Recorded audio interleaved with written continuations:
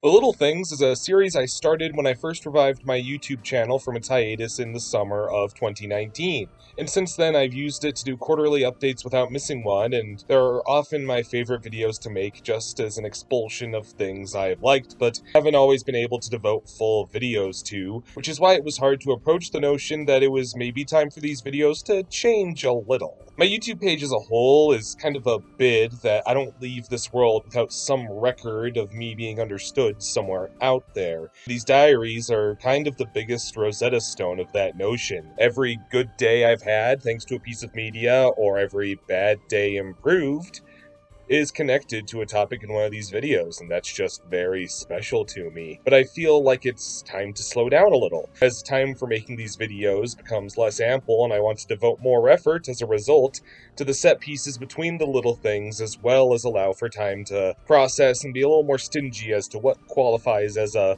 little thing. So how do I cut through the weeds of what becomes part of a highlight reel of my hyperfixations just every 3 months? I think to help these feel a little more fleshed out and special, I'm going to start parsing down the number of little things per year. I used to make 4 over the year, and I'm going to cut that number down to just 2. We're going to see how it works if I only do a Little Things Summer Edition in July as a button on the warmer seasons, and New Year in January shortly after celebrating my birthday. And those will probably be slightly longer given the wider breadth, but I'll feel less restricted to deadlines and such this way, and there'll be less throwaway entries that recency bias may squeak in otherwise. Now on to the new stuff, without further ado. The newest shonen anime smash hit is all about the opportunistic alliance between a super spy and assassin and an ever-shrewd Esper, joining forces to take down a great evil. Also, it's a school and family slice of life, where those 3 characters form a literal family as a cover and deal with homework, school friends, and courting the in-laws. That's Spy Family. Everyone's favorite flavor of wholesome core anime from this recent season, and one can absolutely see why within seconds of checking out these adorable character designs. The heart of Spy Family is its endearingly drawn characters, as the cool exterior of Agent Lloyd is gradually chipped away and his gooey center for his dubiously lavender wife and daughter becomes all the more evident in these soft-core, just cute stories progress. Spy Family also boasts an impressive diversity in its animation, able to sell serious tension and slapstick seriously well, which acts as a narrative bread and butter when the two atmospheres blend and create an astonishing set piece from the shared, juxtaposing perspectives of a hypertense spy and a psychic toddler. It's one thing to balance suspense and comedy, but it's entirely another to levy the two via bewildered and differentiated points of view of your characters in a telling and artful way. And with all that in mind, it's no wonder the whole world of anime right now wants to be adopted by the Spy Family. It's not every day I can say a game feels like the medium it's lampooning to a T, but the set dressing, tight combat, and diverse range of choices the players bestowed in Sifu makes it feel just as adrenaline-pumping and satisfying to play as the best classic martial arts movies are to watch. Your character controls from defensively baiting openings and brutally punishing amidst a crowd of foes that want your head, making Sifu feel like a beat-em-up in a 3D space that controls like Punch-Out of all things. Despite the wide range of skills one can learn and the incredible ceiling of difficulty the game eventually reaches, all it really takes is a good sense of timing and flow to send most of these chopsocky amateurs crawling back to their dojo, culminating in stunning boss battles that bend the reality of the game's universe via the sheer insanity of their fighting styles, resulting in some of the most cool and tooth-gritting encounters I've recently enjoyed in gaming. Sifu doesn't overstay its welcome and is meant to test your speed and expedition. Combined with its rhythmic gameplay, it feels like a long dance, every step of which comes so naturally as you grow more accustomed to the game's intricate and graceful moves. It's a fascinating and well-poised landmark on the roguelike genre, and I really hope it makes some waves in that particular circle. The Bad Guys is exactly what you might want and expect from the Spider-Versification of DreamWorks, a witty, high-genre adventure with memorable performances and exciting action choreography, helped in no small part by the fact that every character in this movie is artfully designed with love, and inspiration that dwarfs most of the DreamWorks catalog. Making every shot this colorful ensemble decorates a visual indulgence. The 2D influences that garnish this movie's art style allow for a nearly Looney Tunes level of visual comedy, that when blown to a feature film scale make for these exceptional action sequences rich with gravity and detail. Though the biggest surprise is the degree of heart ever present in this film. Don't let DreamWorks' trademark smirky slapstick or the degree of absurdity so well applied to these character designs fool you. The core of these characters' dynamic is authentic and has stuck with me long after watching, which is weird to say about a character without arms. I've always loved the Mario Strikers games for their fast-paced, aggressive gameplay and the unusually rebellious attitude Next Level Games applies to the world of Mario. So one can imagine I was really excited for Mario Strikers Battle League, which retains the sweat-begetting, shove-driven gameplay of Strikers, punctuated by stunning power strikes. Incredible game changers that would make a good deal of Dragon Ball attacks look like 4th of July party blowers, and of course, Next Level's interpretations of Mario and friends are as vividly personable and detailed as ever. The familiar edge of Striker's art and staging ever present in the cinematic treats that punctuate each point of the often white-knuckle soccer games that the denizens of Mushroom Kingdom cheer on with electricity that's hard not to get caught up in.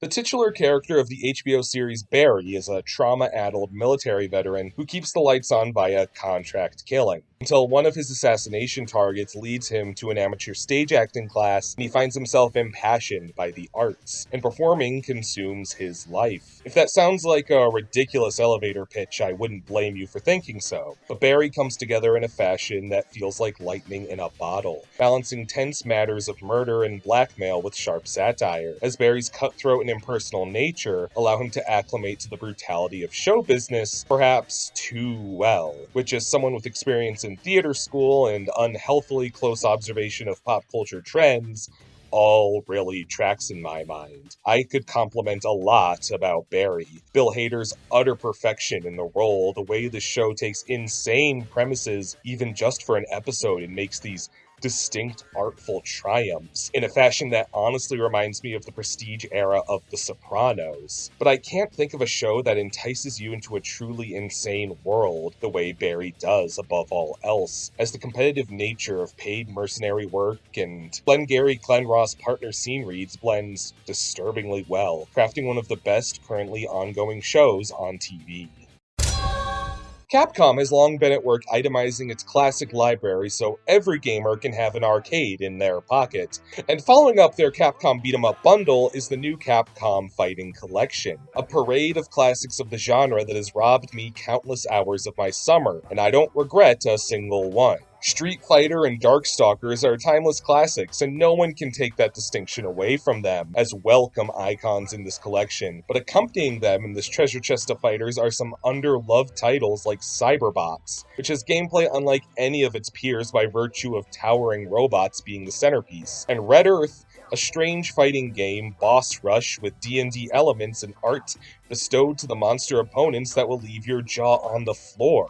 And more humbly, the madly addicting and cutely animated Puzzle Fighter, though the real surprise superstar of this lineup in my eyes was Gem Fighter, which squashes a handful of Capcom icons into cosplaying chibis and sends them marching into matches that are up close and intense, but also involve zany projectiles and items, feeling like an enticing combination of Street Fighter and Super Smash Bros. I'm thankful this port finally gave me the chance to enjoy. What this diverse cavalcade of games has in common is just how effortlessly they show that Capcom was once at the top of the fighting food chain for so much good reason, as not one of these titles is without memorable characters, amazing world building, and brilliant gameplay quirks. And it's a good omen that this idiosyncratic spirit that made these classics has not gone far. Halfway point once more, YouTube Corner once more. First off, it has quite possibly never been more exciting to be a fan of fighting games than right now, which is why I'm so glad my most revered gurus of the category, Maximilian Dude, Matt McMuscles, and Justin Wong form the fighting game podcast Triple KO. They speculate the future and bring up gems from the past that never fail to get me hyped, whether it's dissecting every second of Street Fighter 6 footage or reliving old gems like Bloody Roar. Triple KO is always worth spending some super bar to listen to. As someone who doesn't hold his own views of music in much regard outside of what sounds good to me, it's always interesting to tune into Todd in the Shadows, who reviewed music in the big movie and gaming loudmouth era of YouTube reviewers and is still growing strong largely thanks to that distinct premise and the talent he brings to it. He approaches music from a place of understanding what led to its creation and providing a fascinating context as opposed to a mere black and white take as to whether it's good or bad, which is a refreshing place to sit on the spectrum of YouTube reviewers. Sarah Zed's long-form video essays often resemble a dissection of an eye-catching topic on the surface, but what keeps me around her work is the compassionate and thoughtful commentary she applies. Less giving bullet points on an internet history lesson by the end of her runtime, and quite often teaching an important lesson about how we treat people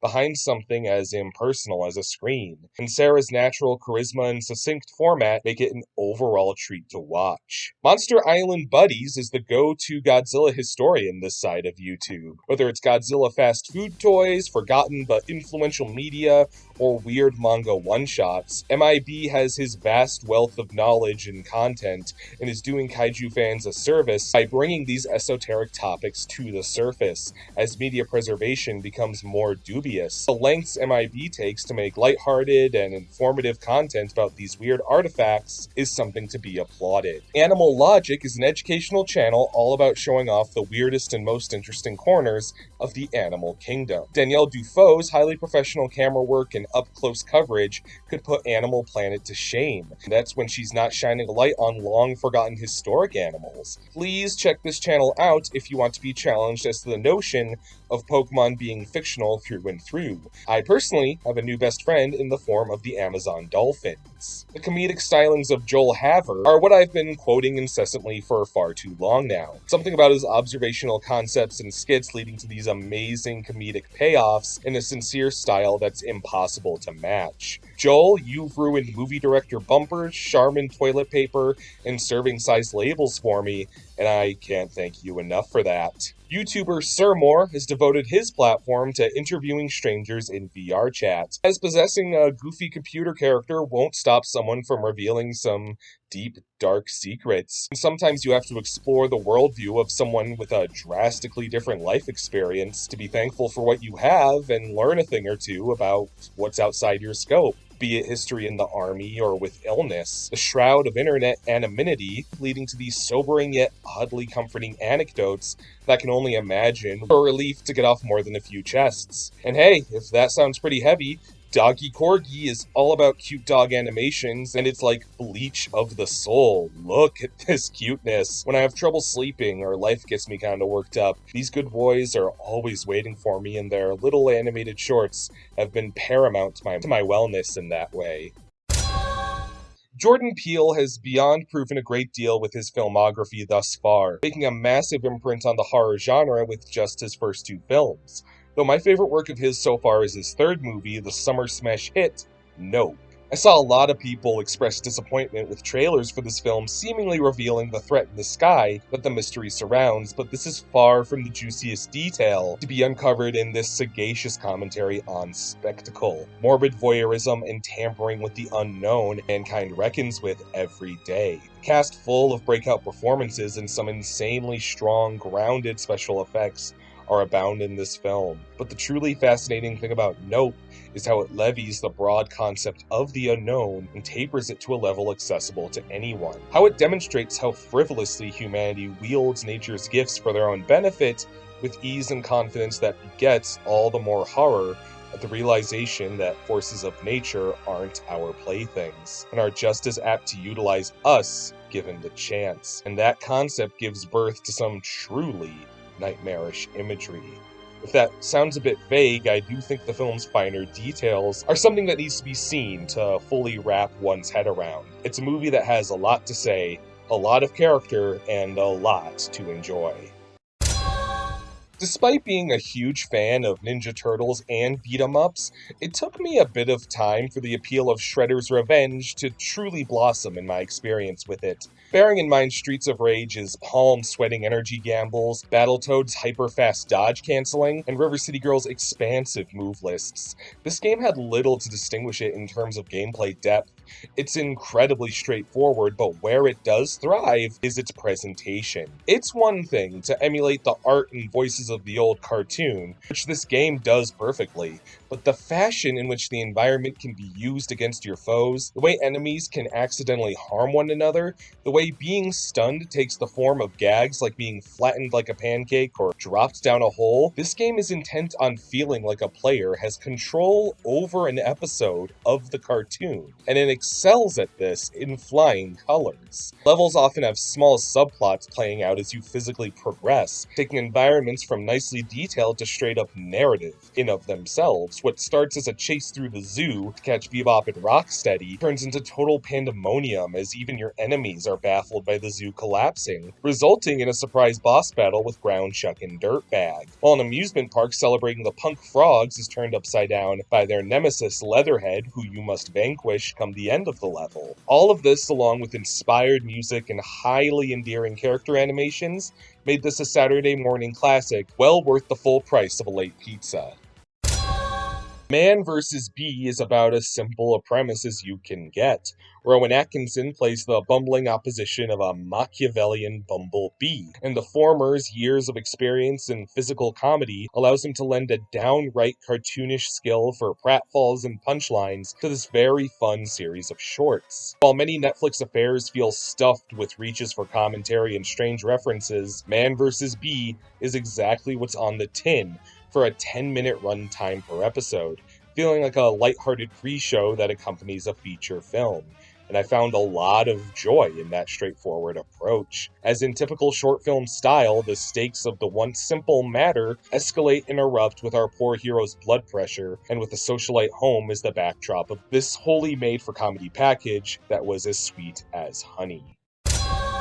I've become more comfortable indulging my proclivity toward contemporary pop music, as you've seen in this video alone already. Though the most underrated of the modern circuit, in my opinion, is the music of Madison Beer. If a catalog I'd describe as halfway between the infectious dance pop of Dua Lipa and the rambunctious angst-driven alt of Olivia Rodrigo sounds appealing to you, there's a lot to love in Madison Beer's repertoire. Songs like Good and Goodbye and Reckless feeling just as much from the heart as they are aimed for the shimmying of the hips. Madison Beer and her music are catchy, sexy, and well-crafted, which is why I've enjoyed her recent video diaries chronicling her recent life support tour. It's the vulnerability with which Madison sketches a crude-looking tree so she can properly credit her own creativity, countered by the hard-working set designers that bring her imagination to rather impressive life, that creates this endearing theater kid energy that captivates me even more to such an ostensibly composed performer. For all the glitz and productivity that's welcome in pop and not absent with Madison, I can't think of anyone with music more sincere, and at the cost of no degree of electric dance ability. Rest assured, I'll have my eyes on Madison Beer's art for more bangers that aim for the feels. Stop-motion horror movie. Okay. I'm sold. You got me there. Sounds good. No, wait. Stop-motion horror movie made by the special effects specialist from Jurassic Park and RoboCop. Oh boy. Mad God is an opus that Phil Tippett has been working on for a few decades and change. And if the pedigree I alluded to is any indicator, this guy knows his shit, creating a universe that is all at once logical and solidly developed, and yet cruelly nonsensical. Mad God is pure vibes, just a 90-minute, dialogueless plunge into a pit of depraved madness, but a depraved madness that follows a beat and rhythm. You can piece together actual lore here, and it's not just a bunch of shock, yet it's a unique experience in how long you're left to breathe and quake at the scope of this well-crafted universe. Tippett's experience as a crafter of artistic fantasy shines through every morbid detail in Mad God, and I think any lover of animation and or shit that looks like a Metallica album cover owes it to themselves to dare spend time in this wicked realm.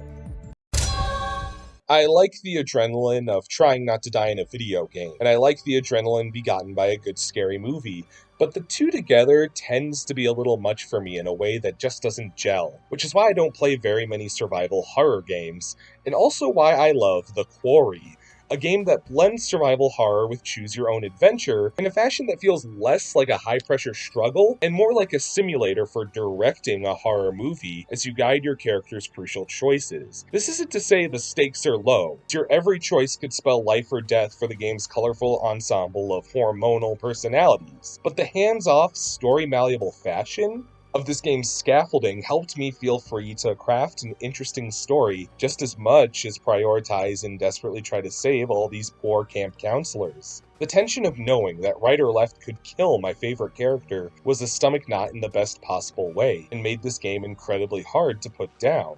Though the ribbon on top is absolutely the game's embracing of the feel of a classic slasher film, from the diverging paths represented by kitschy video nasty style tapes to the great character performances within. Standouts provided by Brenda Song, Ted Raimi, Ariel Winter, and especially Siobhan Williams, who is excellent as my favorite new character in recent video gaming, Laura. I don't always love the trend of games growing to feel more and more like interactive film, but this game's foreboding atmosphere and memorable set pieces really drew me in. Young Justice is a show I've always had an odd relationship with. Despite my disposition as a pretty diehard DC fan, I always failed to keep up with this show. While it was being carted from different network to network and seemed mistreated as any animated series was not long ago, I stopped keeping up with Young Justice despite the fact that I really liked Season 1. With a new secure home on HBO Max, I decided to dive back in and I didn't regret it for a moment. Young Justice is one of the most eclectic and smartly written DC adaptations ever, as expected from showrunner Greg Weisman of Gargoyles and Spectacular Spider-Man fame. Despite being focused on the kids, Young Justice isn't afraid to tackle some heavy topics, especially as it moves away from conventional TV, resulting in commentary and daunting questions about your favorite heroes that you might not be able to get away with outside of a streaming service. An amusing genre bending matches that character development excellently. If you have a favorite DC character, there's a good chance they show up here and bring forward excellent iterations of themselves, if not a thoughtful and amusing snippet. And it was refreshing to see a Justice League series scratch corners of DC lore that other shows haven't in such depth. When I say the show is stacked with alien politics, I mean that in the best possible way. I see now why this has become such a point of pride and love among DC fans. It's a bold series that takes swings I respect, and when those swings connect, it's a home run. Thank you for watching The Little Things. Just like I droned on and on about at the very start, I'm just going to remind you one more time. These are going to slow down a little. I love, love, love to do them, but they'll feel more special if I wait a bit. So this will be the last Little Things video till January, but don't be sad, because I got lots of super cool video essays and other stuff planned for until then. So I hope you stick around, and I hope you enjoy. This has been Striker Star 19. Have a good one.